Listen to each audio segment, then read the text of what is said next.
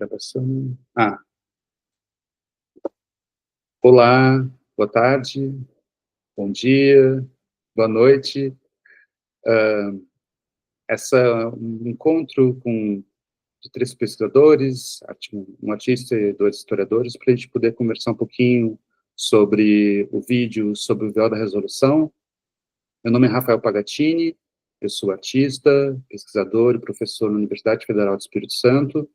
Pesquiso já há alguns anos memórias da ditadura no contexto contemporâneo, a partir da perspectiva da arte. Tenho um prazer, então, aqui de conversar com dois pesquisadores que eu admiro, que é o Paulo César Gomes e a Débora Neves. A Débora é pesquisadora de pós-doutorado na Unifesp, com bolsa FAPESP para o projeto Memorial Virtual da ECOD, historiadora e coordenadora do GT Memória da ECOD, especialista em patrimônio cultural, história da cidade, ditadura e memória, autora do livro A Persistência do Passado, Patrimônio e Memória da Ditadura em São Paulo e Buenos Aires, 2018. Paulo César Gomes é historiador e professor adjunto na Unespar, Campo Mourão, realizou pós-doutorado na Universidade Federal Fluminense, com bolsa PNPD CAPES, formou-se em História na UFRJ, onde também concluiu um mestrado e doutorado em História Social, com parte da formação em Paris, na Paris 3, é autor de obras publicadas pela editora Record e atuou como professor substituto na Federal Fluminense. Participa de diversos grupos de redes de pesquisa no Brasil e no exterior, com destaque para estudos sobre a ditadura militar e história do tempo presente. Trabalhou como historiador da Fundação de Arte Niterói e da Comissão Nacional de Verdade. Criou e coordena os projetos de divulgação científica História da Ditadura, História da Quarentena, além de ter colaborado no podcast Decodificando o Bolsonarismo, e foi premiado com o Jabuti em 2020 pelo livro AI-5, 50 anos. Atua em temas como ditadura militar, política externa, Igreja Católica, história pública e mídia digital. A nossa organização da apresentação, eu vou mostrar inicialmente um pequeno PowerPoint, no qual eu vou falar um pouquinho do processo de criação do filme, sobre o véu da resolução. Depois a gente vai conversar um pouquinho sobre as questões. Então, vou só compartilhar aqui minha tela, todo mundo.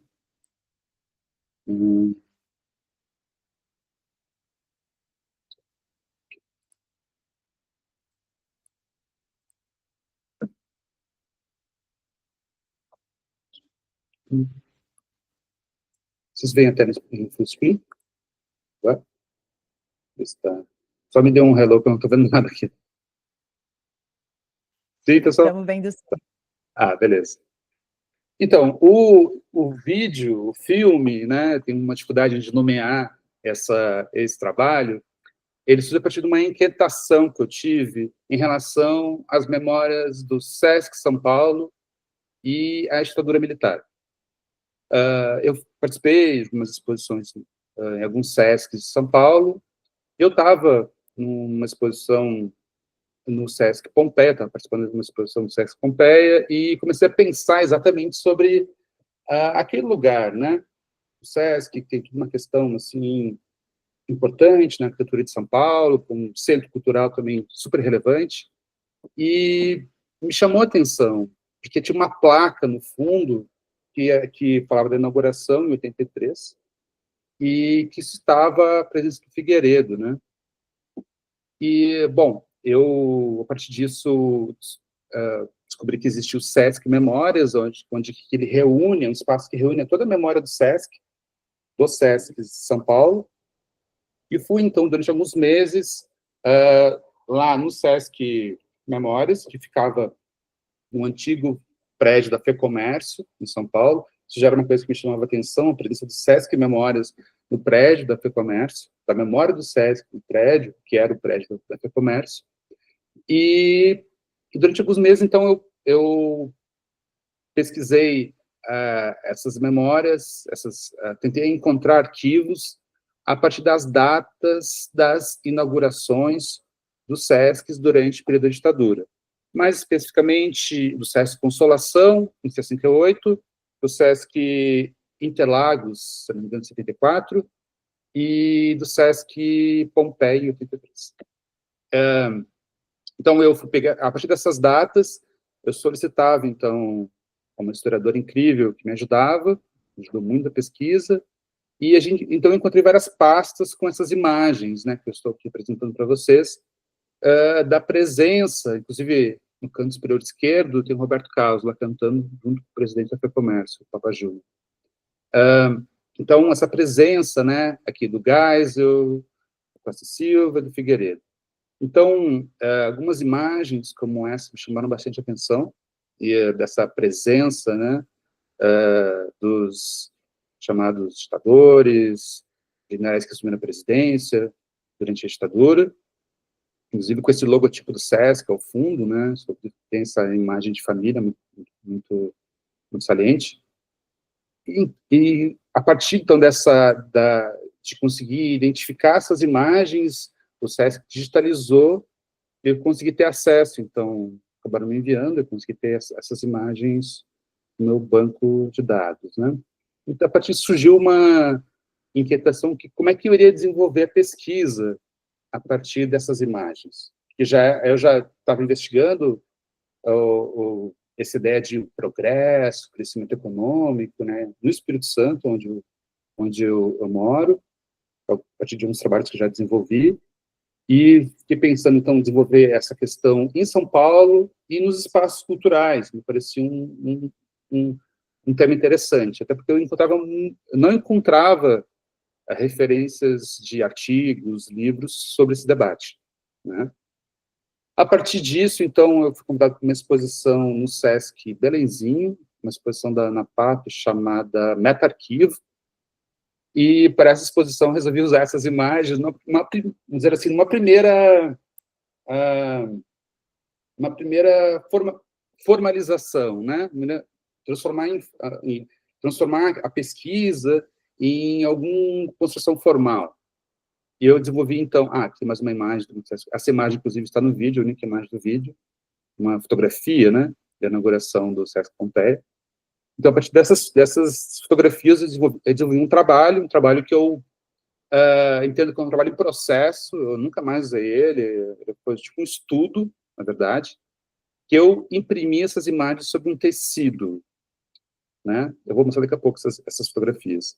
E só voltando um pouquinho, além de encontrar essas fotografias, eu também comecei a entrar um pouco nesse imaginário, né, do Sesc, da época, inclusive com os livros que eram publicados, e também com alguns artigos que eu acabei pesquisando, sobre como, nesse momento, emerge, né, começa uma discussão sobre a ideia do conceito de lazer, como o lazer ele se estrutura como um eixo fundamental das ações do Sesc, a partir desse período, desde o início da década de 70, final dos anos 60, início da década de 70.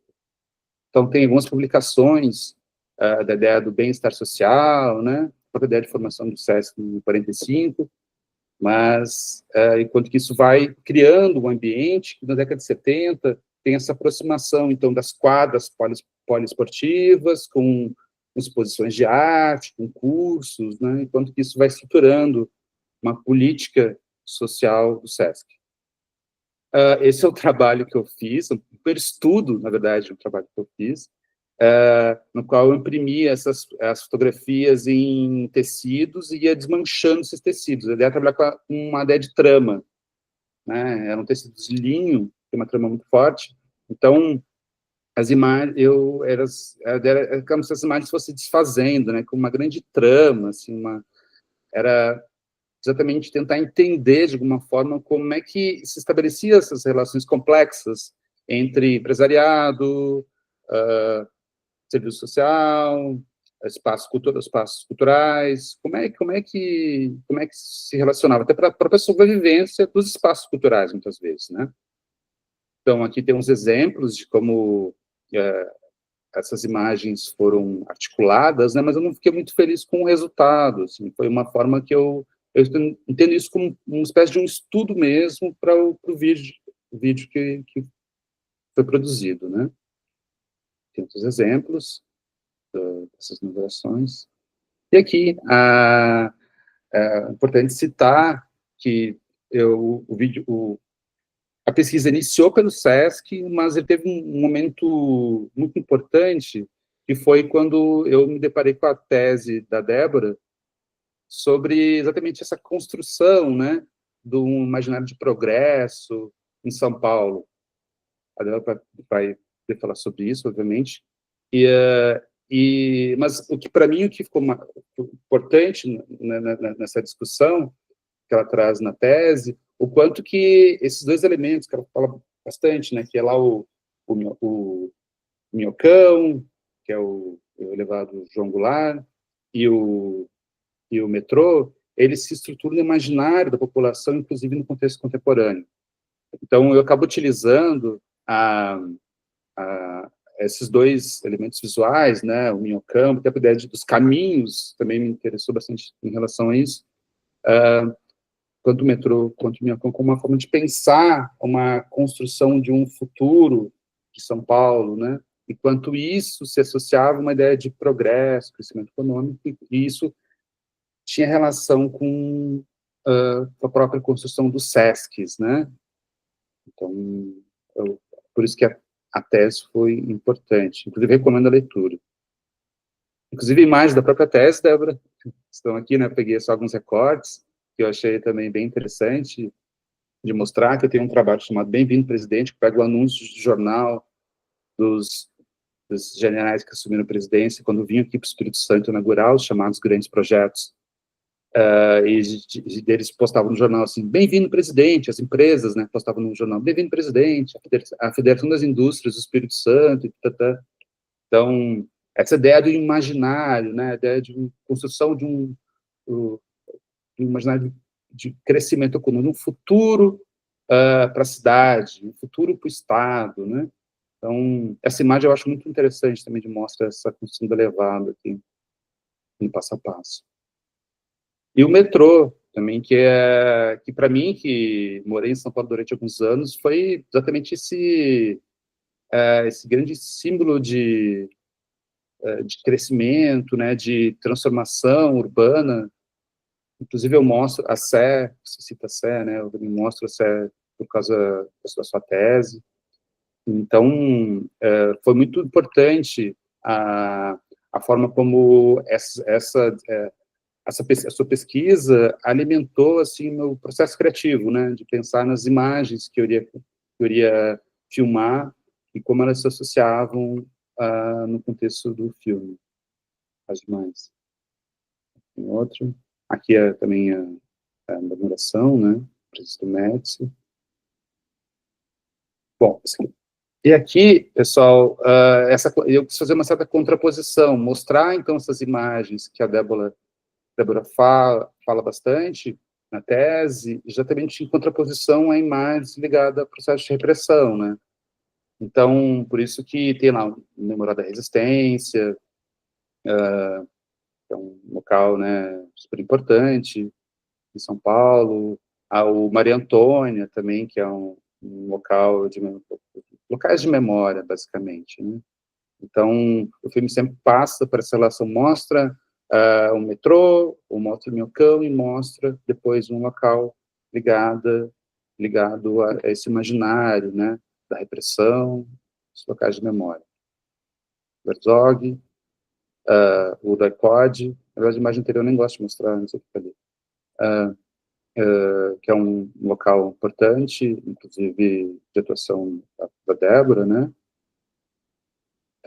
a Vala de Perus, também, que foi um local que eu filmei, um local também super difícil, porque o cemitério de Perus, ele foi privatizado, então eu tive uma grande dificuldade de conseguir filmar. Tudo que eu filmei, na verdade, ali foi antes de chegar ao segurança, porque depois eles me mandaram embora, então foi muito, muito complicado. Então, só queria mostrar aqui, inicialmente, como é que foi a construção, sabe, de um certo imaginário, no qual eu fui me alimentar, fui pensar para produzir, né, o filme. Então, a partir disso, acho que seria interessante tanto o Paulo quanto a Débora assistiram, né? Talvez tenham algumas considerações, algumas questões, críticas, sugestões, fiquem à vontade para falar. Prazer ter vocês aqui. Bom, Rafael, primeiro eu quero agradecer muitíssimo o convite. Para mim é uma honra estar aqui, né, dividindo a tela. Queria que a gente pudesse estar presencial, né? Mas para mim é uma honra enorme estar junto com você e com o Paulo, que são duas pessoas, dois profissionais que eu admiro muito. Então é muito, muito bacana poder estar sentada aqui, né, dividir esse espaço com vocês e dividir ideias também. Fiquei muito contente, né, quando você me convidou, e aí assisti ainda a primeira versão, que era um pouquinho mais longa, né, e até chegar a esse, então acompanhei um pouco esse trajeto até chegar a essa versão final, que ficou realmente muito instigante, né, porque eu acho que o fato de, eu espero que, né, a projeção do filme aconteça em salas que tenham um som muito bacana, para que os espectadores tenham a mesma possibilidade de mergulhar de fato no filme, como eu e provavelmente Paulo também, né, teve, de sentir como os sons são importantes, né, na composição do filme, com a imagem, que diz muito desse movimento do andar para frente e do andar para trás, né, que é muito o sentido deste momento da história brasileira, né. Então, as imagens, elas têm, as imagens que você selecionou e a sequência que você deu para cada uma delas, elas talvez sejam a melhor tradução que eu encontrei, assim, imagética da modernização autoritária, né? Porque ao mesmo tempo que você traz esses elementos da modernização da cidade de São Paulo, né? E que de alguma forma também se reflete em outras cidades do Brasil, e acho que é importante a gente pontuar, né, que o Brasil se torna um país predominantemente urbano durante o período da ditadura, né, já ali no começo da década de 70, ele se torna predominantemente urbano. Quando você faz isso, né, esse jogo entre mostrar essas grandes obras, né, o Minhocão, o metrô, e mesmo esses pontos importantes da cidade, como a Catedral da Sé, enfim, você está mostrando o aspecto dessa modernização, ao mesmo tempo que mostra o autoritarismo presente no prédio do DOPS, que hoje é o Memorial da Resistência, no prédio do DOI-CODE, na própria Catedral da Sé, que se torna também um espaço da resistência, né, e também o prédio da Maria Antônia, enfim. Eu achei que a escolha foi muito feliz, assim, e não só, obviamente, não é porque foram os objetos que eu escolhi também estudar na minha tese, né, mas é porque eu acho que eles são elementos muito simbólicos que contam muito sobre a história neste período, né, e são imagens que, para as pessoas no cotidiano, elas não dizem muita coisa isoladamente, né? Acho que cabe a gente, como narradores, e aí de diferentes campos, né? Eu e Paulo da história, você nas artes plásticas, nas artes virtuais, visuais, aliás, também virtuais, né? A gente, né, compete a nós fazermos as coisas fazerem sentido, amarrar as coisas, né? Então, ontem mesmo eu estava no lançamento de livro de uma colega que estuda esses lugares da repressão sob a perspectiva da arqueologia. Eu falei que a gente não está inventando nada, né? Acho que o grande mérito que a gente faz é justamente dar sentido a coisas que isoladamente parecem não ter sentido, né? E aí é muito interessante, porque quando aparece o SESC, as pessoas, né, podem se perguntar, mas onde entra o SESC, né, nesse jogo entre o autoritarismo, né, da modernização e do autoritário, né? E eu acho que é uma grande pergunta mesmo, onde entra o SESC, né, nisso? E é isso, o SESC, assim como o grande empresariado brasileiro, e aí o SESC é formado pelo grande empresariado do comércio, né, principalmente, teve essa postura de apoiar o golpe, né, e os seus desdobramentos, e em algum momento recua, né, passa então a apoiar o fim da ditadura, enfim. E aí, como nós estávamos conversando, acho que é uma pesquisa que ainda vale ser aprofundada, né, então, como foi o comportamento do SESC durante esse período? porque também tem ali, e eu acho o Sesc um equipamento, não é uma crítica ao Sesc de jeito nenhum, porque acho que hoje o Sesc tem um papel, principalmente na cidade de São Paulo, e aí você traz esse elemento, né, da privatização, por exemplo, do cemitério Dom Bosco, né, que é o cemitério de Perus, estar privatizado, e o próprio acesso e a fruição daquele espaço está bastante limitada por conta disso. Você não é a primeira pessoa que me fala que tem dificuldades de fotografar ou de filmar no cemitério depois da privatização, né? E eu acho que o Sesc, neste contexto que nós estamos vivendo hoje na cidade de São Paulo, é muito interessante porque ele se tornou um dos poucos espaços da cidade em que você pode frequentar sem ter que pagar, né? Porque mesmo os parques da cidade, que seriam áreas de fruição e de lazer, a gente está sendo bombardeado por propaganda em todos os espaços. Então, é interessante a gente pensar que as instituições não são monolíticas e elas não são lineares, né? Elas não são homogêneas e não são lineares, inclusive dentro de um período mais alargado de tempo, né? E aí foi um pouco isso também que eu quis buscar na minha tese, né? Eu já vinha de um período de estudar instituições, então eu sou servidora pública estadual desde 2010, mas sou servidora pública a vida toda, né? Desde meu primeiro emprego, fui servidora pública federal, e agora do governo do estado de São Paulo, e sempre trabalhei com patrimônio desde então, né? Então, a minha pesquisa sobre o patrimônio também se desdobrou sobre a pesquisa no mestrado, para entender como que funcionam as instituições de patrimônio, como que a gente conhece, preserva e difunde a história por meio desse acervo, né, de edificações, principalmente. E também a minha inquietação no doutorado foi entender não apenas como que a gente entende esses espaços, né, construídos sob a perspectiva da história, mas que tipo de história ela nos conta também sobre as próprias instituições, né? Então, eu fui entender o que foi o metrô, fui entender como que se deu a construção do Minhocão, e também partir de uma inquietação do presente, né? Você fala que você estava no Sesc Pompeia fazendo uma exposição e viu uma placa lá com o nome do Figueiredo, e agora eu estava olhando aqui nas fotos que o nome do Figueiredo é a coisa que está mais destaque, né? O primeiro nome em letras garrafais, assim.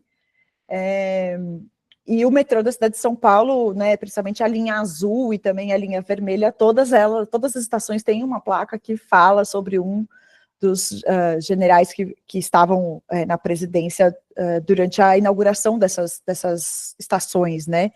E aí tá, então a ideia foi entender não a construção em si também, né? Mas como que essas construções acabaram criando um imaginário positivo sobre esse período, né? Porque muito, e até o capítulo do livro que eu publiquei, que o Paulo generosamente me convidou para publicar na coletânea que saiu muito recentemente e que eu recomendo muitíssimo, né? Que é o Ditadura Fora do Eixo, era justamente entender por que as pessoas têm essa ideia positiva. Então, o nome do capítulo do livro é justamente Naquele Tempo Era Melhor, porque a gente costuma ouvir isso das pessoas, né? Que naquele tempo era melhor, tinha plano de emprego, a gente ganhava bem, tinha segurança. Então, como que tem essa construção, né? Por onde que a gente vai para construir essa ideia? E essas obras, grandes obras públicas, tiveram um papel significativo, fundamental, né? Então, a ponto de, por exemplo, durante as obras do Minhocão, a Prefeitura de São Paulo ter contratado pesquisa Ibope para entender qual era a percepção das pessoas sobre essa construção, né? Claro, tem aí uma figura super personalista que é o Paulo Maluf, que tem um componente, né, muito personalista ali, de se autopromover, né?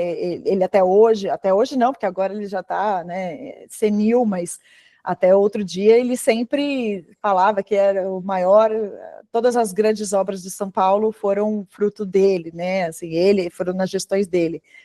Então, como que a gente tem um regime que é extremamente violento, que cerceia liberdades, né, em que a Praça da Sé se torna um espaço de subversão justamente depois da morte do Vladimir Herzog, durante uma missa, na verdade não uma missa, mas um ato ecumênico para marcar ali esse ato contrário, né, às violências do regime. Como que isso de repente se transforma, não de repente, mas qual foi o processo, né, de transformação desse período tão difícil, tão nefasto, para ter uma memória positiva, né? Então, eu trato por esse caminho, né? são esses caminhos que levam a gente a ter eu digo sociedade, né, um senso comum de que esse período foi um período de muita prosperidade, de muita bonança, né, e a gente tende a esquecer o custo que a gente teve depois, né, tanto durante, e aí a gente teve todos os custos de arroxo salarial, de encarecimento do custo de vida, quanto depois, que foi a inflação descontrolada nos anos 80, que acaba caindo na conta da democracia, como se a culpa, né, desse período posterior ter sido, entre aspas, a década perdida, tenha sido da democracia e não justamente do que veio antes, né.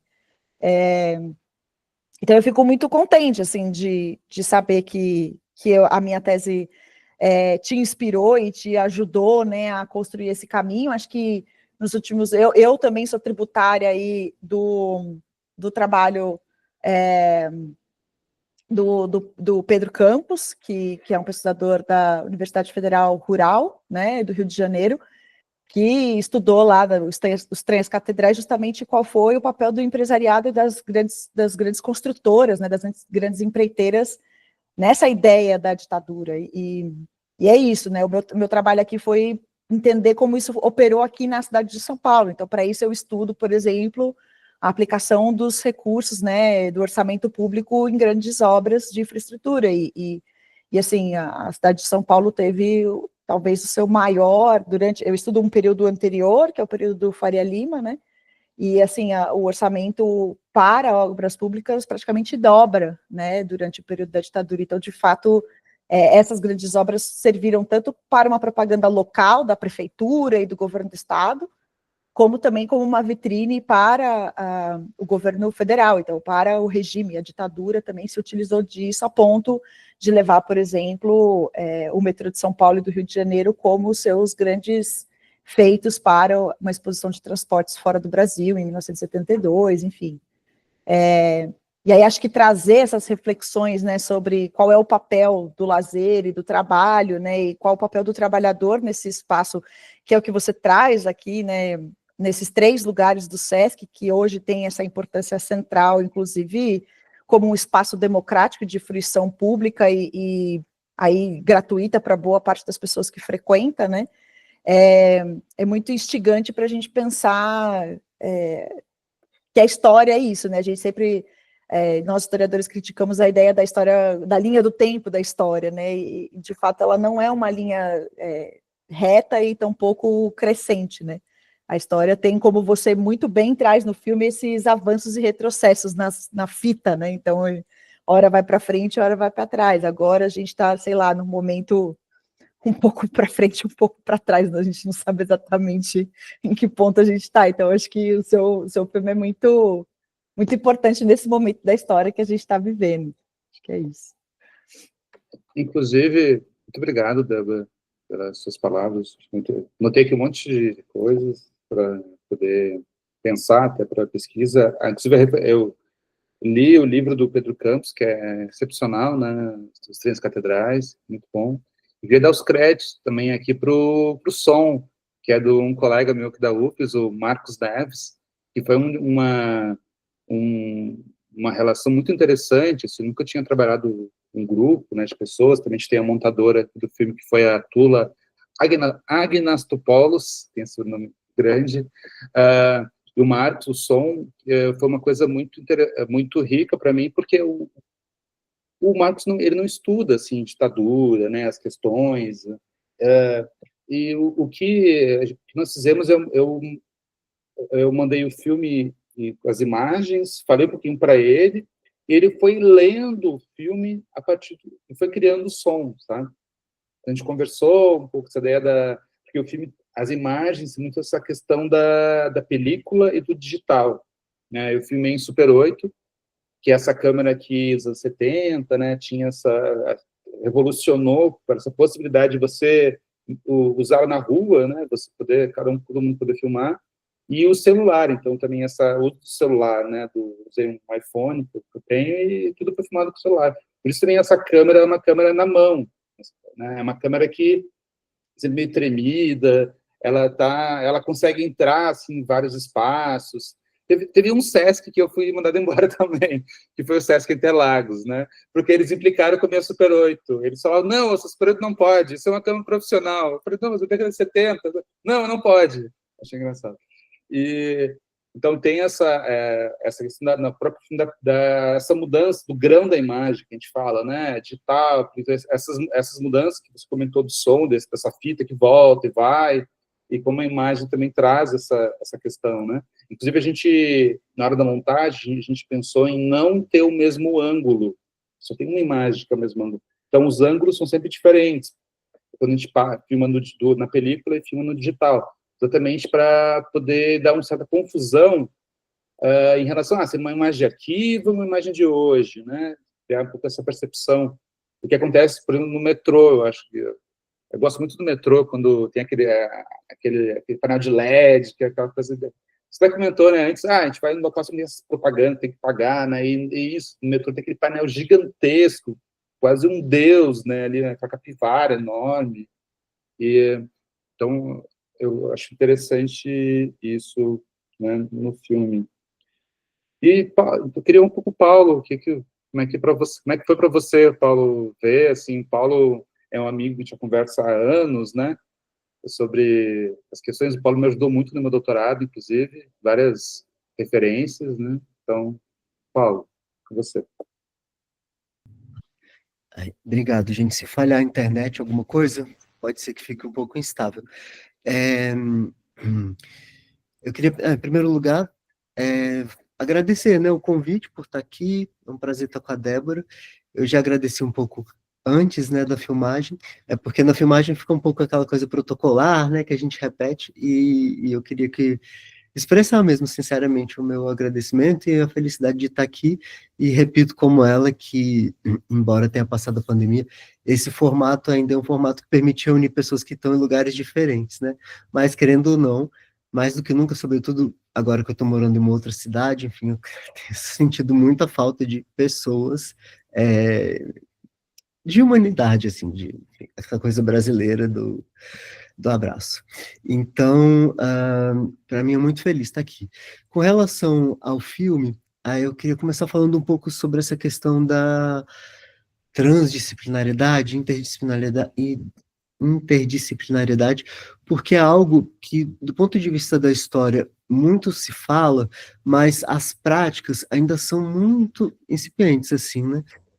Eu lembro que uma vez, eu já até, enfim, não vou citar nomes, mas já até tive um pequeno conflito com um organizador de um evento grande, porque tem todo esse discurso, né, vamos dar as mãos e tudo, mas na hora H, na prática, muitas vezes os próprios eventos limitam quem pode entrar, e normalmente é quem é daquela própria área. E aí, então, a gente vê como é difícil, né, o que a gente fala, o que a gente defende, o que é permitido institucionalmente e o quanto as pessoas estão dispostas efetivamente a dialogar, porque dialogar também faz a gente sair do lugar de conforto, né, das leituras que a gente está acostumado a fazer, dos clássicos, dos cânones, enfim, então tira a gente do lugar. E é curioso porque eu já sabia desse trabalho do Rafael, mas mais recentemente é que eu soube que ele tinha tido a Débora como fala, como horizonte, né, como base mesmo, né, o trabalho de doutorado, que é um trabalho que faz essa interlocução, né, com arquitetura, patrimônio e história, e nesse pano de fundo fica parecendo que é um cenário, e nesse período em que a ditadura está presente e está permeando tudo, né? Que é um pouco, por exemplo, o que o trabalho do Rafael faz, que é falar sobre essas questões. Por exemplo, ele está partindo do campo da arte, que para quem não é desse campo, a própria palavra, sobretudo quando é arte contemporânea, muitas pessoas já se afastam, porque muitas vezes é porque acham que não vão entender, porque é alguma coisa, bom, não é um quadro que tem, né, uma princesa, sei lá, um rei, uma coisa, pensando, né, na arte figurativa, mas eu noto isso muito, né, muitas vezes, sei lá, passeando em um museu, uma exposição, você ouve, assim, os comentários, não, mas o que é isso? Por que isso é caro? Por que é tão caro desse jeito? Tal, tal, tal. E E isso acaba também reforçando um discurso um pouco elitista, assim, né? Bom, então só pode acessar determinado campo artístico, sei lá o quê, quem tem um letramento para aquilo, né? E aí a gente vai observar que esse letramento, bom, ele vai homogeneizar uma determinada interpretação, né, dos críticos de arte, mas que muitas vezes as pessoas vão ver aquela produção e vão ter uma interpretação, um sentimento que que é válido, que muitas vezes o artista nem imaginou e que faz sentido também, né? E para mim isso é muito, muito interessante. E a minha aproximação com o trabalho do Rafael, eu conheci antes do trabalho, depois eu fui atrás dele para entrevistar, porque eu me interesso muito por isso, assim, né? É ruim ficar falando de si mesmo, mas é bem rápido. É porque antes de começar a história, eu fui bailarino clássico. Então eu tinha essa interlocução com a coisa da arte, assim, né? É, e a história, desde o começo, por conta dessa experiência anterior, eu me senti muito engessado, assim, né? Não sei, uma sensação de aprisionamento, porque as pessoas em geral têm a sensação de que a história é, né, muito aberta, muito democrática, e quando a gente está dentro, a gente observa que não é isso, né? Muitas vezes até certos temas não são muito aceitos, sei lá, eu tenho uma amiga que estuda pornografia, ela não encontrava espaço para apresentar os trabalhos dela, etc., e dentro da história.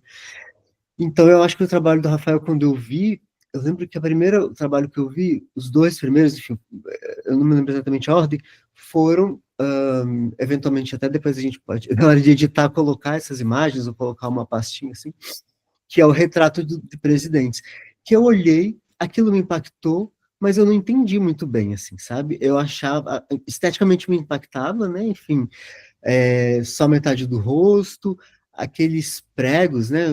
São pregos, enfim, enfiados na madeira. E aí, bom, eu precisei da ajuda, né, dos universitários, do autor, para me explicar e como aquele prego, né, gigante de aço,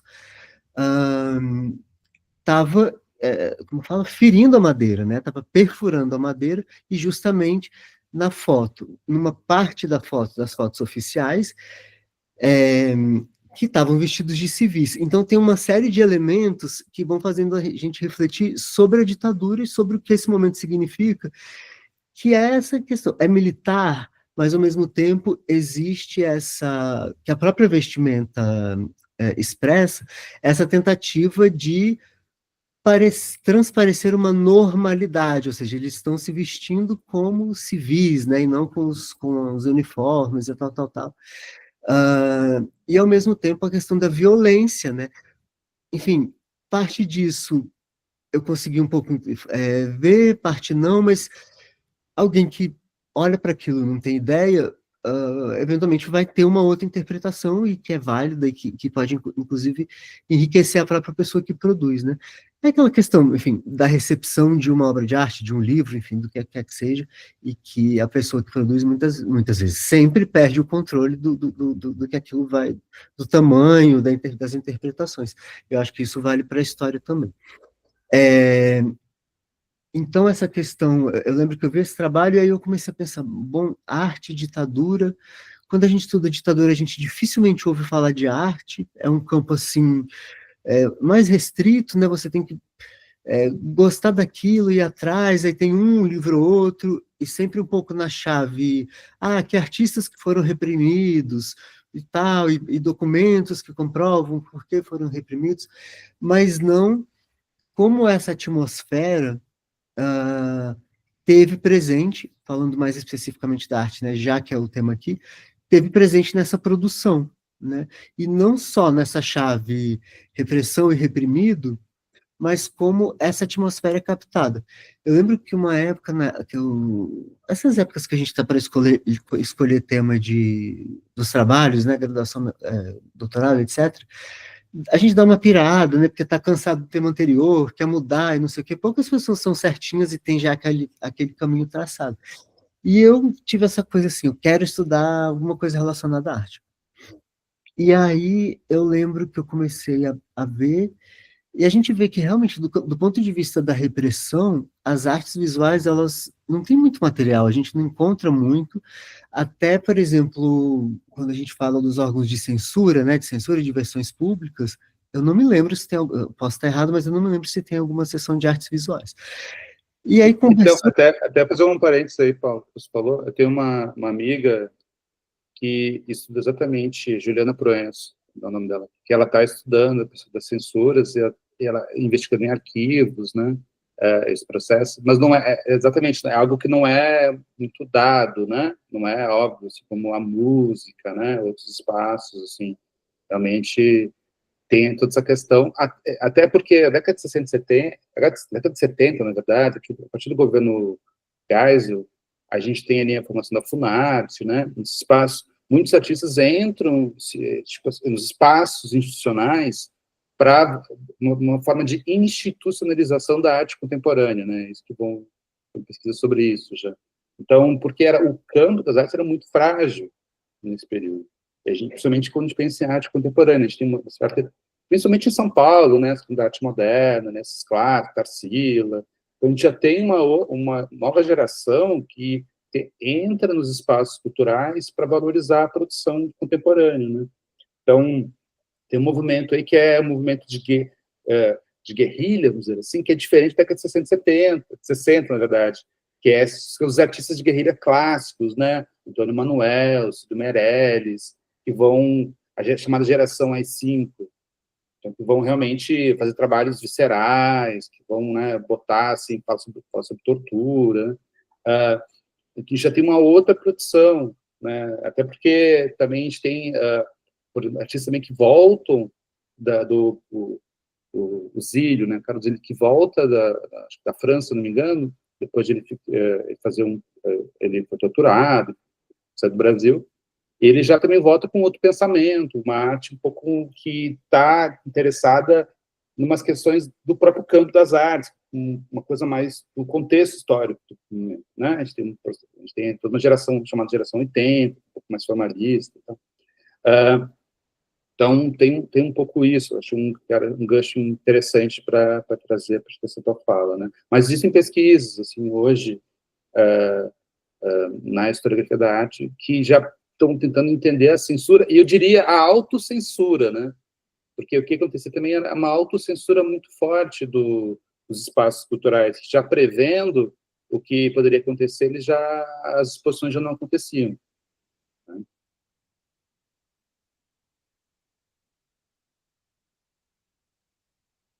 Teu microfone está fechado, Paulo. Desculpa, o clássico dessas coisas digitais. O que acontece é que também as artes visuais, a gente não pode dizer que, enfim, a circulação desses objetos, né, dessas produções, elas são mais restritas, se a gente pensa na arte, entra toda aquela discussão, né, o artesanato, a arte, o crítico cultural, quem define o que é, mas enfim, isso não vem ao caso. Mas circula menos do que a música, enfim, ainda tem uma certa formatação, né, embora isso tenha mudado, tem os CCBBs, mas que não estão em todos os lugares. Tem o SESC, que tem, né, uma presença maior em outros lugares, não com o mesmo peso que tem em São Paulo, né, a gente conversou um pouco sobre isso em outra ocasião, o quanto é importante o SESC para São Paulo, e o quanto também, enfim, o Rafael pode falar disso melhor do que eu, porque, e o quanto é talvez um pouco constrangedor apontar determinados aspectos da história do SESC que não cabem exatamente no retrato, embora caibam, porque o retrato está, né, os militares e como se diz, e a pessoa representando o SESC, que faz parte dessa reconstrução de memória, né? Então, que a Débora falou, não me lembro agora exatamente como, mas de instituições, essas instituições, de maneira geral, né, que não são instituições públicas, que muitas delas fazem um movimento um pouco parecido, que é no momento do golpe, tem aquele apoio, né, manifestações públicas, e vai acontecendo um afastamento, maior ou menor, ao longo do desenvolvimento da ditadura. Mas isso tudo ainda considerando aqueles temas clássicos da ditadura, que é o que normalmente a população, assim, com muito otimismo, pensando que a população sabe que houve uma ditadura militar, né? Porque a gente tem que partir do princípio que muita gente, inclusive, não desconhece esse período histórico, associa um pouco com isso, que é uma formatação que vem da escola, vem das produções da Globo, enfim. Eu diria, só uma observação, Paulo, eu acho que nisso também é um imaginário, né, da violência e tal, muito ligado à tortura, por exemplo, que é muito presente nas artes visuais, em arte contemporânea, né? Essas produções que tentam investigar a estrutura, que você está falando, né? A estrutura da ditadura, pensar a ditadura, né? Como tem esse livro As Três Catedrais, que é um exemplo maravilhoso, são muito recentes. Acho que eu penso isso muito a partir da minha geração, que nasceu em 85. Tem outros artistas, Jamil Ariano, Raiz Mirra, também que é próximo. Mas que tento pensar essas questões de maneira mais ampla, né? E falar sobre o SESC não foi fácil nesse sentido, não é fácil, né? Porque o SESC é esse equipamento cultural, né? Tem coisas maravilhosas na cidade, né? Tem uma exposição incrível, agora montadas, né? Acontecendo no SESC Pompeia, e tem a própria a possibilidade de fazer cursos, nas palestras, próprio restaurante. Né? Então, falar sobre os SESC não é dizer, acho que a Débora se referiu muito bem antes, não é diminuir a importância do SESC hoje, muito pelo contrário. É mostrar o quanto é complexa essa discussão e quanto que a ditadura é presente na história do SESC de maneira muito forte também, né? Porque o SESC é uma ação patronal da FEComércio, né? Não dá para tirar isso do SESC. Então, como é que... E a gente sabe que existem interesses ali, né? Nesse tipo de financiamento. Então, como a gente vai pensar essa história? Né? Para mim, é uma questão, não tem uma resposta, né? O filme tenta trazer, o filme, ele é assim, ele é aberto, né? Ele mostra as imagens, contrapõe, exatamente para que o observador tente produzir espécies de síntese, questões a partir dessas imagens, né? Inclusive, eu usei só 2 fotografias, como eu mostrei, tenho várias, né? Eu mostrei só 2, porque o objetivo foi, inicialmente, no SESC Consolação, eu percebi que aquela imagem do Costa e Silva, que eu mostrei aqui agora, era muito forte. Então, eu vou sugerindo, né, a presença a partir lá do Tribunal Militar, depois eu vou sugerindo a presença no SESC Interlagos, na placa, inclusive tem uma hora de silêncio ali, né? Todo o filme ele é narrado a partir das placas, né, as placas comemorativas. E daí a imagem só aparece, né, lá no SESC Pompeia. E ela aparece, inclusive, em enquadramento, que a cena seguinte é aquelas 2 torres da Lina, né, que tem aquelas escadas que se cruzam. Então, é precisamente nessas relações, né, complexas. Então, inclusive o último, né, estava conversando com a Débora antes, o último prédio, eu dei muita assim, sorte, porque eu filmei a FEComércio antes de virar o SESC 14 bis.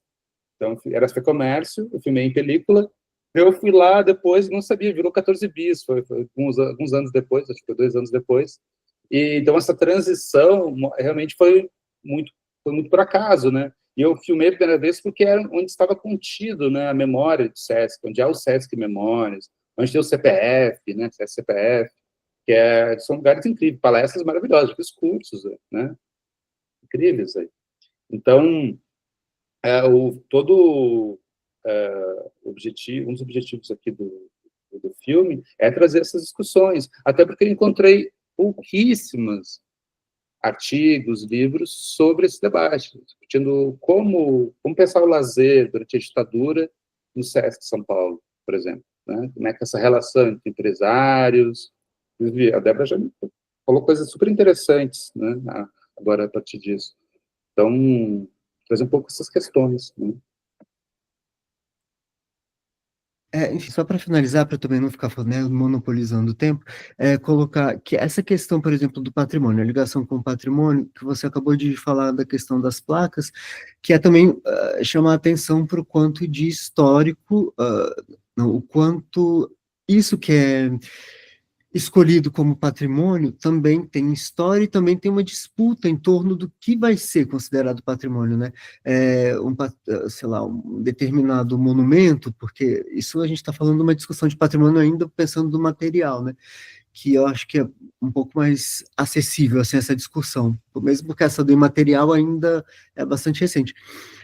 Pensar que como se fala, quando vem o modernismo e que escolhe um passado brasileiro, né, o barroco brasileiro, para ser a arte brasileira por excelência, né, a primeira arte brasileira genuína, enfim, e todas as jogadas políticas, os interesses do que vai ser o que precisa ser, o que vai ser conservado, né? E por conta de ser conservado, vai acabar sendo reproduzida uma determinada memória do que é o patrimônio, não, do que é a história que está sendo preservada, e essa escolha deixa de fora uma série de outras. E eu acho que essas placas acabam também retomando um pouco essa discussão de que figuras políticas vão ser gravuradas, né, naquelas placas, sei lá, impressas, não sei o termo exatamente. Mas eu acho que é isso, enfim, depois posso falar mais um pouquinho. Débora, não sei se tem uma questão que você de trazer. Não, por enquanto estou contemplada, estou aqui fazendo anotações sobre o que vocês estão falando aqui, aprendendo também. Uhum. Também gostaria de lembrar que a produção foi feita pela Carla Borba, que também ajudou a pessoa da produção do filme. O design foi feito pelo PUF, o Monomotor, que é uma empresa aqui de Vitória. E todo o filme, né, essa produção, ele vai ser incluído no site História da Ditadura, então vai ficar disponível online. Assistam, se possível, com um fone de ouvido, porque ele tem uma gravação em binaural, como a Débora falou antes, então você se sente realmente dentro dos espaços, é muito interessante de conseguir fazer as captações em São Paulo. Inclusive, a gente até brincou com isso, o Marcos, o trem ele chega na Luz e na República, né? Ele chega nesses dois espaços, assim, que a gente pensou que era interessante para pensar, porque toda a construção das cenas, ele nasce de um eclipse, por exemplo, né? Então, essa ideia é o que está sendo mostrado, o que está sendo, de alguma forma, em segundo plano, então, para buscar trazer uma discussão, né, que passa pelo filme inteiro. E eu, não sendo de São Paulo, falando sobre isso, também, para mim, foi um pouco, não é fácil, sabe? Porque, às vezes, quando eu mostro, converso com algumas pessoas das artes de São Paulo, eu percebo que tem uma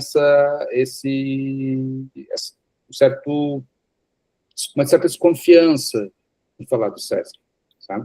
Isso aconteceu, assim, que eu atribuo muito a um certo, como é que eu vou dizer, a relevância que ele tem, como a gente já falou bastante aqui, mas também o medo, porque eu escutei isso, eu já escutei algumas vezes durante a última década, né? A última década, na verdade, que é a possibilidade do Sesc deixar de existir, né? Sempre tem interesses aí de próprios empresários em relação a isso. Então, acho que existe um pouco um medo em relação à existência do Sesc, e que leva as pessoas a ficarem meio assim, às vezes, com esse debate, ao mesmo tempo que, né, eu acho que a própria instituição cresce muito quando ela se propõe a debater isso, né? Porque uma das coisas que, como artista, não existe nada puro nem dentro nem fora do campo da arte, né? Então, o campo da arte ele é imerso em um monte de tudo que acontece na sociedade em geral. Então, as instituições dependem de recursos para se manter, né? Museus, né, referenciais, MASP, a Capeca. Então, eles têm uma relação forte com o empresariado. Mas como é que a gente consegue fazer com que isso aconteça, mas isso não vai definir, por exemplo, a programação do museu, que a exposição A vai entrar, a exposição B talvez não. Os próprios debates que se estruam dentro do espaço expositivo, né? para além de debates que se propõem a ser uma ligação com um vínculo internacional, né? Tem isso também, muitas vezes o debate ele quer se propor muito mais fora do que dentro do país. E, nesse sentido, eu percebo que ainda não é fácil discutir ditadura militar no Brasil. Existem poucas exposições, em geral, nesses espaços de legitimação. Assim. A gente teve o AI-5, né, que o Paulo Miada curou, o Paulo participou, mas, assim, em geral, a Ana fez o meta-arquivo, outras exposições que acontecem, normalmente são exposições que são mais datadas, sabe? A produção artística da década de 60 e 70, né, 80, e alguma exposição incrível também agora na Pinacoteca sobre pop art de São Paulo, né? Então, mas o que eu estou me referindo aqui que não é fácil, né, falar sobre isso no campo da arte, ainda mais sendo um artista, porque normalmente a historiografia da arte ela sempre puxa para um contexto lá da sua área de pesquisa e um contexto onde vai muito fechado. Se eu cito na minha tese, existem tipo 2 livros importantes, relevantes, né, sobre a historiografia da arte durante o período da ditadura, e citam os mesmos artistas, não por acaso, são homens brancos, né, eixo de São Paulo. Então existe uma série, né, toda uma produção enorme que ainda não foi falada, e também o que existe também uma geração que tem interesse em discutir, falar sobre isso, até pelo contexto atual, né, de Brasil, né, bolsonarismo, extrema-direita, o quanto que isso bebe, né, também nessa fonte, nesse imaginário, né, como vocês também se referiram muito bem. Mas o jornal também não tem muito espaço de discussão, não existe muito interesse institucional em relação a isso. Até um certo receio, como já escutei, de algumas instituições em abordar esse debate, né? O medo como isso vai ser interpretado. Eu mesmo já escutei que, isso faz um tempo, assim, de alguns amigos, sabe? Lá em 2018, falaram, trabalha bem de esquerda. Eu falei, nossa, eu nunca entendi meu trabalho assim, né? Eu acho uma chave de leitura muito limitadora. Porque não é sobre isso, é sobre pensar exatamente a história, né? Vamos pensar a memória, sobre pensar esse imaginário, as questões que emergem a partir disso. Então, acho que um desafio aí para as pesquisas no campo artístico por vir, inclusive essa relação mais forte com historiadores. Eu tenho muita sorte de ter diálogo com vocês, né, pessoas que são referências, pesquisadores super sérios, mas eu não noto que isso também seja muito fácil. Já tive outros pesquisadores que não levavam muito a sério as questões, sabe? Não tinham muito interesse, eu percebia que achavam que só trabalhava com imagem, então, vai lá, tem uns cartazes, aí não é apenas isso, né? A gente tem que, como eu falei da tese da Débora, as coisas acabaram, né, elas influenciam. E isso na prática artística a gente tem cada vez mais. Existe uma área de pesquisa dentro da área de arte, na pós-graduação, por exemplo, que é prática artística, né? Ou poéticas visuais. E a gente tende a nomear esse tipo de pesquisa como a arte baseada em pesquisa, né? Que usa as metodologias, né, de outros campos, como história, por exemplo. Por exemplo, quando eu vou lá no SESC procurar as imagens e dou as datas, encontro essas fotografias, como também já fui na Pinacoteca, no MASP, existe um método, né, de pesquisa que não é apenas uma questão formal, né, de produzir uma imagem, mas é de entender como essas imagens se formaram, onde elas estão guardadas, quem as guarda, como isso estabelece, que financia todo esse processo. Né? Então, um pouco isso. Mas agradeço vocês, essa questão. Pode falar. Posso só complementar? Não, Claro. Acho que que esse questionamento, né, sobre essa dificuldade da gente falar sobre a ditadura e sobre as instituições principalmente falarem sobre a ditadura, em especial aquelas que tiveram um apoio aberto ou algum tipo de alinhamento em algum momento, ele não é uma exclusividade do SESC, não é uma exclusividade do campo das artes. Assim, quando eu estava fazendo essa tese,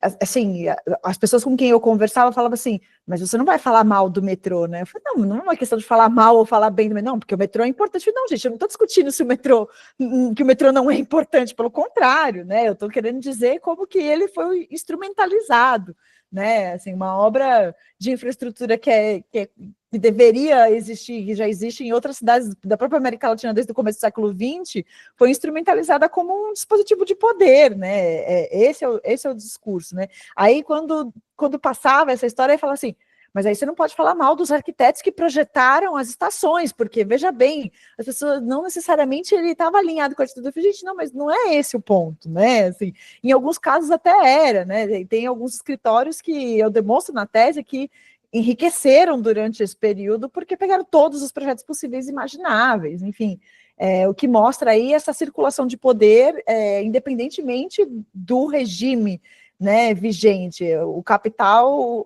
não tem ideologia, né? O capital ele perpassa todos os momentos da história. E eu acho que é isso que a gente tem que. A ideia é essa, né? Que a gente consiga demonstrar quais são os interesses que também estão por trás de apoios ou não apoios, né? Velados ou não. E eu acho que nos últimos anos, né, tem havido um pouco mais de espaço, mas porque isso é por meio de uma construção, isso não é natural, né? Então, acho que se tem algo positivo na popularização do uso da internet, mesmo das redes sociais, é a possibilidade de que as pessoas têm de acessar informações que antes eram muito limitadas a quem tinha acesso ao arquivo, sabia fazer pesquisa e tudo mais, né? Então, quando a gente, né, fala assim, a ditadura, a Rede Globo apoiou a ditadura, né, as pessoas não davam muita importância para isso. Mas quando elas começam a entender, né, o que isso significou, e aí esses veículos acabam veja bem, né, fazendo um meia-culpa e tudo mais, eu acho que é uma questão de prestação de contas. Tudo bem, ter apoiado a ditadura significa que hoje essa empresa ou essa instituição apoia? Não sei, algumas sim, né? Outras não, outras têm um posicionamento diferente. E aí você falou muito da produção cultural, e aí estou pensando em cultura de mais popular, mais de massa, né? Mas assim, a série sobre o Silvio Santos mostra que o Silvio Santos teve ali, né, um approach com os militares ali, no caso o Figueiredo, para conseguir a concessão da TVS, né? Agora essa série sobre o Raul Seixas mostra que ele também foi interrogado pelo DOPS e o Paulo Coelho é torturado e desaparece, fica vários dias desaparecido sem ninguém saber. Então acho que tem alguns elementos, né, que estão começando a surgir. Acho que a gente talvez esteja aprendendo também a contar muito a partir das experiências latino-americanas de cinematografia, né? Os argentinos são muito bons de contar sobre a história da ditadura sem serem filmes sobre a ditadura. Eu acho que a gente tem, nos últimos anos, aprendido um pouco sobre isso, e claro que o Ainda Estou Aqui é um marco definitivo, né, nesse caminho, porque de fato ele escancara para um público que a gente tem muita dificuldade de acessar, né? Porque traz de uma outra dimensão. Então, acho que a grande sacada talvez da nossa geração, como você falou, né, porque todos nós aqui temos mais ou menos a mesma idade, você tem 40, eu tenho 41, Paulo tem 43, né, então a gente é tudo fruto da mesma geração. Acho que o que a gente conseguiu fazer foi dar um passo além. A história da ditadura estava sempre muito na historiografia sendo tratada a partir da perspectiva das pessoas que foram presas, né, políticas, e foram torturadas, e muito a partir da perspectiva da resistência, da guerrilha e tudo mais. Eu lembro que, e aí Paulo falou, né, que tem alguns campos que têm dificuldades, inclusive, de ter espaço para se desenvolver a pesquisa, né?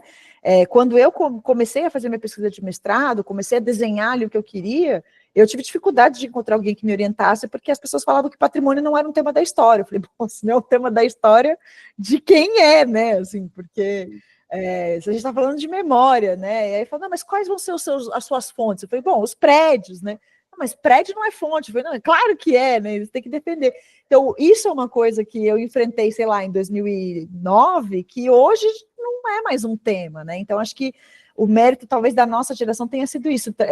Tá bom, a gente agora precisa ir dar um passo além, para entender o que é, o que foi efetivamente a ditadura em outros segmentos que não esses que já estão sendo contemplados, né?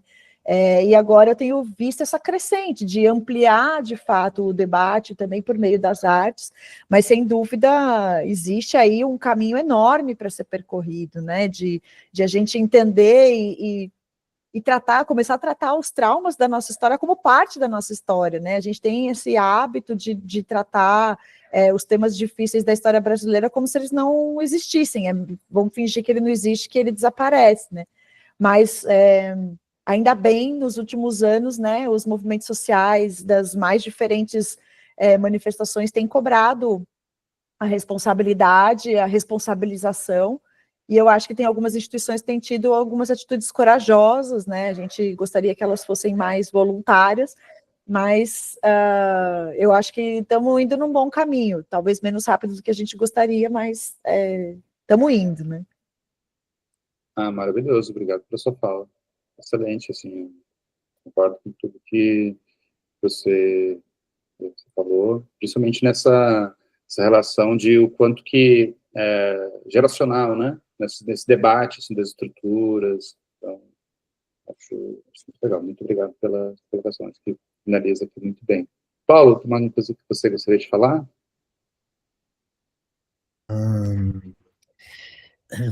Eu acho, enfim, primeiro seria importante, né, que esse filme circulasse. Assim, a gente sabe o tanto que é difícil, né, essa questão de distribuição, da circulação, ainda mais um filme. Enfim, tem toda essa questão do próprio funcionamento, né, do mercado, do cinema e tal. Isso seria importante. Já teve algumas exibições, né, enfim, talvez depois você pudesse, até para as pessoas saberem, né, enfim, ou se tem previsão de ser exibido em outros lugares, mas eventualmente, não sei, a Débora está em uma universidade, eu estou em outra, e eventualmente a gente pode, né, programar alguma sessão, não sei, aqui eu posso conversar com as pessoas, para fazer circular, porque eu acho que é também uma outra forma de olhar para esse período, né? A Débora falou uma coisa que eu tinha falado nesse sentido de a última vez que a gente se encontrou, que é isso, né? Que o cinema brasileiro sobre a ditadura, os filmes sempre costumavam ser sobre a ditadura, pensando naquela estrutura clássica.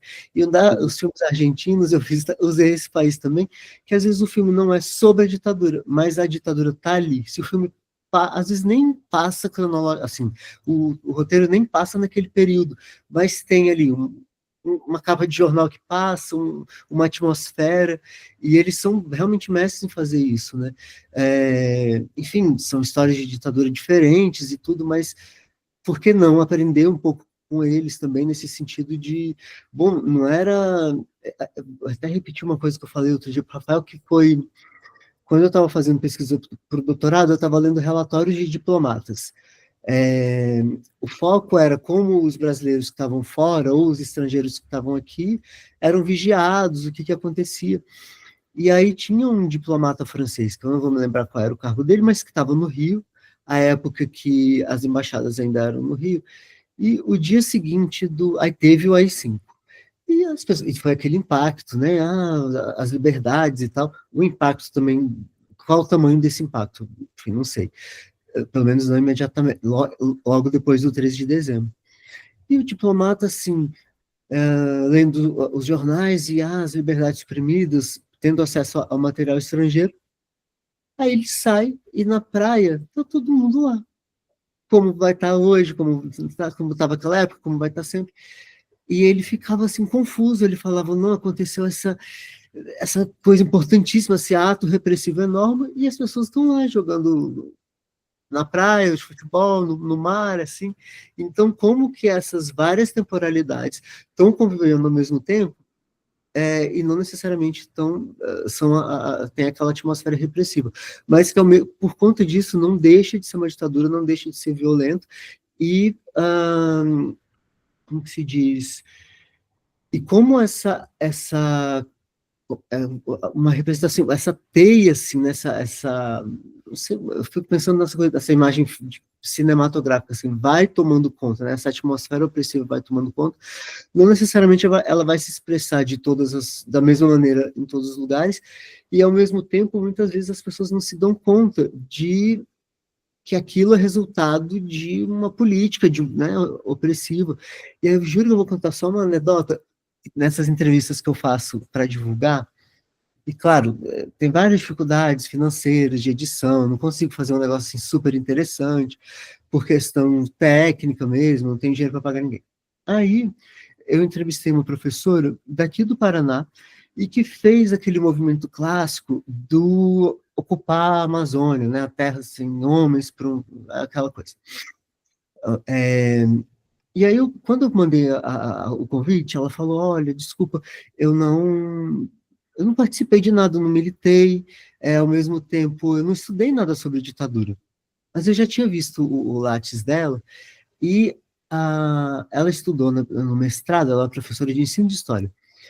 Ela estudou esses movimentos migratórios de paranaenses, tal, para o Acre, eu acho. Aí, eu comecei a entrevista, ela estava assim um pouco tímida, e eu amo essas entrevistas, primeiro porque eu acho que é uma face Marília Gabriela minha não resolvida, e ao mesmo tempo, é bom assim, de repente vira uma sessão assim, psicanalítica, a pessoa chora, e aí eu fui falando, olha, mas é aquela política, como que foi? Como vocês foram? Tinha uma terrinha, vendeu, comprou um carro. Chegou lá, imagina, de carro, naquela época, para o Acre. Chegou lá, comprou o carro, vendeu o carro, comprou uma terrinha. Aí tem toda a questão da identidade, ela não era a criança, não me lembro, desculpa, também não era mais paranaense, era uma colono, e aí morava em lugares diferentes, tal. E aí a gente foi conversando e ela foi percebendo o quanto a história dela era resultado de tudo aquilo. Era uma política oficial de migração de pessoas para a Amazônia. Enfim, o estudo que ela fez, e aí a pessoa se dá conta, uma pessoa que não, professora universitária, sabe? A gente não está falando de uma pessoa que não teve oportunidade, às vezes, nem de ser alfabetizada. Então, o quanto de trabalho é preciso ser feito, e aí a gente vê o quanto é essa loucura da doutrinação. Não é só de conhecer, muitas vezes, o que a própria pessoa, a família da pessoa viveu, que foi resultado de um período, e quando a gente olha assim, é ditadura? Não é ditadura, ela só migrou por razões econômicas.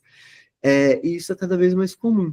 E aí acho que, não sei se estava gravando já, que a Débora falou, do livro, né, que eu fui um dos vários organizadores, que se chama Ditadura Fora do Eixo, e que a ideia é que cada autor ou autora de cada um dos estados do Brasil falasse sobre como foi esse período da ditadura naquele estado. E aí, para tentar fugir essa questão muito comum no Brasil, que é tudo que é Sudeste, sobretudo Rio e São Paulo, naturalmente se nacionaliza. Ninguém pergunta numa banca assim, mas por que você não estuda tal coisa? Porque uma pessoa do Acre, já tive relatos, que vai estudar rock and roll. Mas por que você não estuda rock and roll no Acre, sabe? Então, era um pouco a tentativa de montar esse mosaico do que foi esse período, que aconteceu de maneiras diversas nos diferentes lugares, e que não por isso deixa de ser opressivo, e tem expressões dessa opressão em diversos aspectos. E o contrário também, né? Chamar a atenção para o quanto os períodos democráticos também têm as suas facetas opressivas, né? Ótimo. Muito obrigado, Paulo. Inclusive, né, eu fiz o caminho inverso, né? Eu tentei discutir toda essa questão de modernização, otimismo, promessa de futuro aqui no Espírito Santo. Depois eu fui para São Paulo, né? Para tentar pensar isso em uma questão, inclusive aqui no Espírito Santo, uma questão bem forte, porque é um período histórico até, né? Historiografia local, chamados grandes projetos, né? Então, bem interessante isso. Muito obrigado, vocês dois, pelos comentários, pelas falas, foi excelente. Para quem está nos assistindo aqui pelo YouTube, do História da Ditadura, o vídeo está disponível, assistam, comentem, estamos aí, pode mandar mensagem também. Até a próxima, até mais, pessoal.